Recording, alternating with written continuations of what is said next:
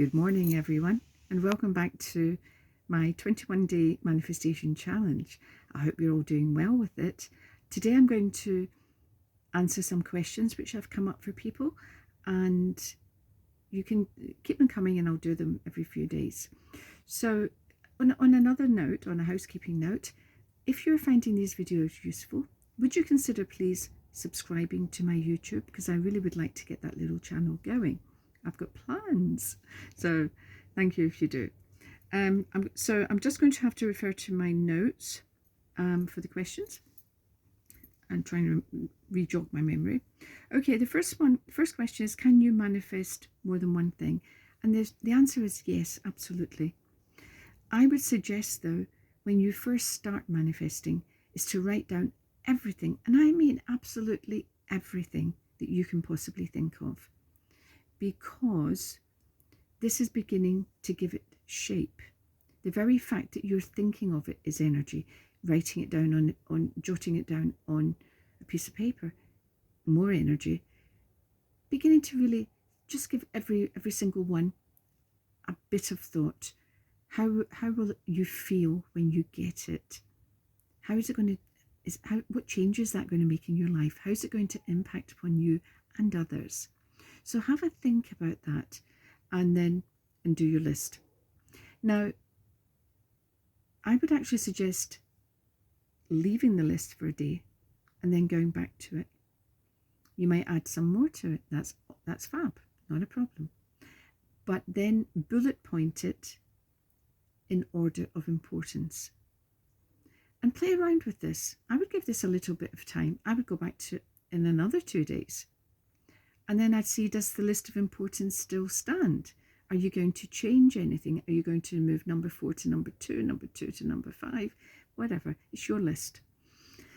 And I would really begin to, because what you're doing here is really beginning to clarify and hone the vision, hone what it is you actually are desiring in life, because that desire is energy, pure energy, and that can be used. And so the short answer is yes, you can manifest more than one thing. When I'm referring back to your list, I would bullet point it. It doesn't have to be a long, huge explanation. Do a bullet point and a 1 sentence or 5 words or 2 words or 3 words. Bullet point it, keep it short, because you're beginning to hone. And when you get to the really important ones, those might be the ones, the top 1, top 2, top 3, those might be the ones you really might want to focus on and visualize and give emotion to. But the fact that you've written all the other stuff down, the fact that you're thinking about it, try and spend a bit of thought on each at some point, and you're already manifesting. It may be in the vortex, it may be, if you follow Esther Hicks, it may be right now in energetic form still, but you've begun the process. So that's very important, because it's all about intention. Intention is energy. Okay, do I have to journal every day? Short answer is no, but in the beginning it's very beneficial to start to get your thoughts down and what it is you're hoping. So you're hoping to manifest, but no, you're not hoping, you are going to manifest. Let's rephrase. I slipped there. That's not how I normally speak, because for me it's happening. I go into law of assumption, it's happening. So, but with do you have to journal every day? That's really more about your thoughts, and it can be very beneficial to people. It can help generate emotions, because when they're writing it down, it helps clarify their thoughts, and they can then engage emotionally with it. So it depends whether it works for you. Entirely your choice. But once you've begun the process, you can do it as often as you like. Should you be manifesting every day? Someone asked. You already are, because manifestation is all about our thoughts and our emotions, and what we want to make happen and bring into our lives. That's why it's so important to be observant of the power of vibration, because you must have noticed that when you're in a low mood, that everything else seems to go wrong as well, because you're vibrating low energy, so you will attract low energy back in. You are vibrating, oh, nothing goes right. So that's exactly what the universe is going to deliver to you. So be careful about your vibration. You're only human with human responses. You can't keep on top of it all the time. But when you do observe yourself, I'm feeling a bit low, actively, intentionally do something about it. Go and run that bath, light some candles, play music, bring your friend, take a walk. Whatever lifts your vibration, do it. Okay? So I've been trying for ages and it's just not happening. Why is it taking so long? This is very important because the how and the why is not up to us. It's just that we've just got to put the vision and the feeling out there. But what could be slowing it down is us. It's our limiting beliefs. So if you're trying to manifest being wealthier, but at that subconscious level, you're saying money is the root of all evil. People like us don't get rich. Money goes to money, so I'll never have any. You need to examine what you yourself are believing, because those beliefs are crucial. And I'm not asking you to do a load of psychological work in yourself, but just to spot your barriers, spot where you've been trained or you've learned at a very young age, and it may no longer serve you in adulthood, but it's still there.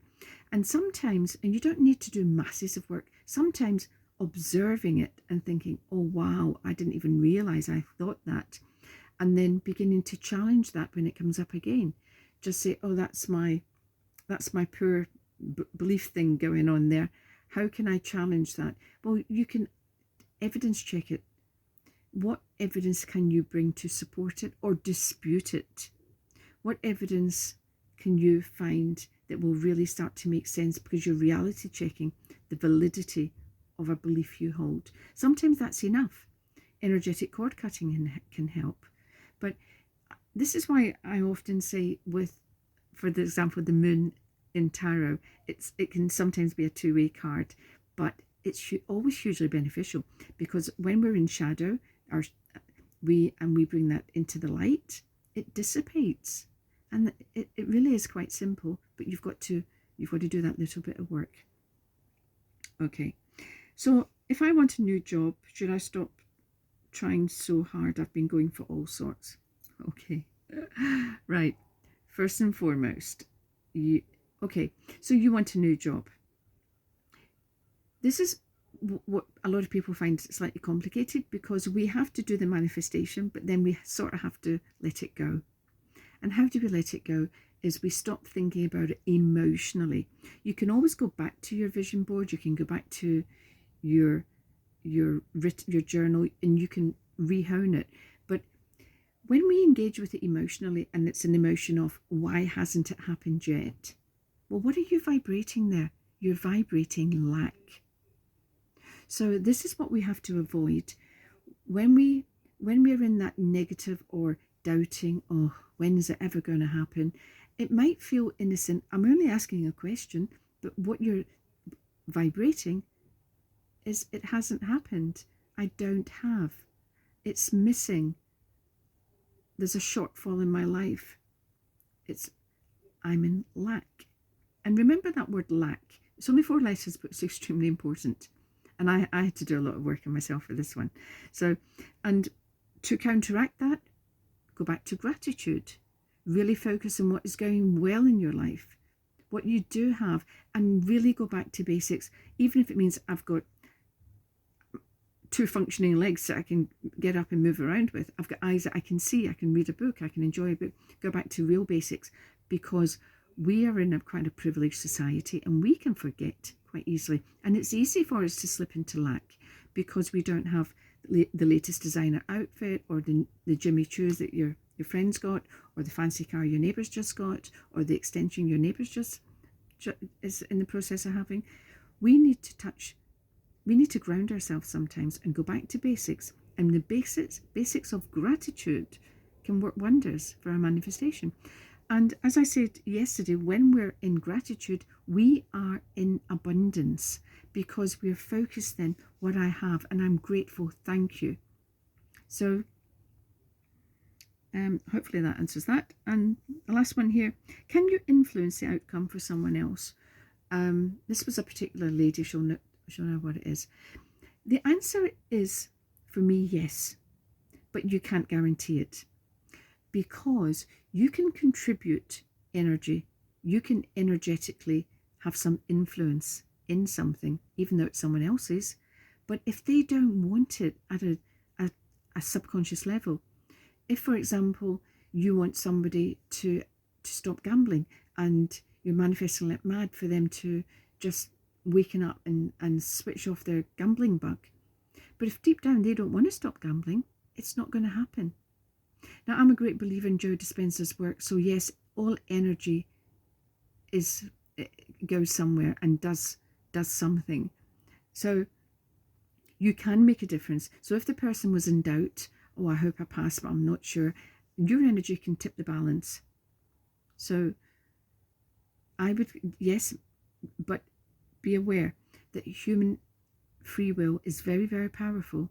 And because we are not that person, we don't know what's going on inside them at a very subconscious level. They might not even know either.